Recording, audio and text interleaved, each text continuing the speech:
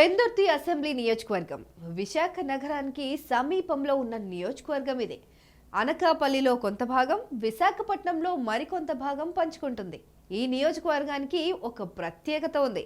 అదేంటంటే 1989 నుంచి 2019 వరకు జరిగిన 7 అసెంబ్లీ ఎన్నికల్లో ఏ ఒక్క పార్టీ కూడా వరుసగా 2 సార్లు గెలవలేదు. 2019 అసెంబ్లీ ఎన్నికల్లో వైసీపీ అభ్యర్థి అన్నంరెడ్డి అదీప్ రాజ్ టీడీపీ అభ్యర్థి బండారు సత్యనారాయణ మూర్తిపై గెలుపొందారు.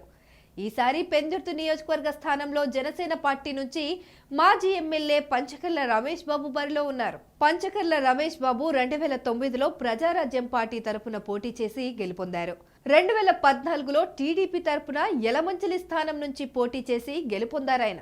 కానీ 2019లో అదే స్థానం నుంచి పోటీ చేసి వైసీపీ అభ్యర్థి చేతిలో ఓటమి పాలయ్యారు. 2023లో జనసేన అధినేత పవన్ కళ్యాణ్ సమక్షంలో ఆ పార్టీ తీర్థం పుచ్చుకున్నారు. ఎన్డీఏ కూటమిలో భాగంగా పెందుర్తి సీటును జనసేనకు కేటాయించడంతో పవన్ రమేష్ బాబుకు పెందుర్తి నుంచి పోటీ చేసే అవకాశం కల్పించారు. దీంతో నియోజకవర్గంలో పార్టీ కార్యక్రమాల్లో పూర్తి స్థాయిలో నిమగ్నమై జోరుగా ప్రచారాన్ని సాగిస్తున్నారు రమేష్ బాబు. వైసీపీ తరపున ప్రస్తుత ఎమ్మెల్యే అదీప్ రాజు మళ్లీ పోటీ చేస్తున్నారు. ఇక జనసేన తరపున సీనియర్ నేత రమేష్ బాబు, 1 టైం ఎమ్మెల్యే అదీప్ రాజ్ మధ్య జరిగే ఈ పోటీలో ప్రజలు ఎవరికి పట్టం కడతారో తెలియాలంటే మరికొంతకాలం వేచి చూడాల్సిందే. అధికారం కట్టబెట్టేది శాసించడానికి కాదు, పాలించడానికి. 5 ఏళ్లకు ఒక్కసారి చేతికొచ్చే ఆయుధం అసమర్థుని ఆదుకోవడానికి కాదు, దమ్మున్న నేతల్ని ఎన్నుకోవడానికి. ప్రజాక్షేత్రంలో ఎంతటి ఘనుడైనా మట్టి కొరగొచ్చు, మట్టి మనుషులకు సైతం పట్టం కట్టొచ్చు.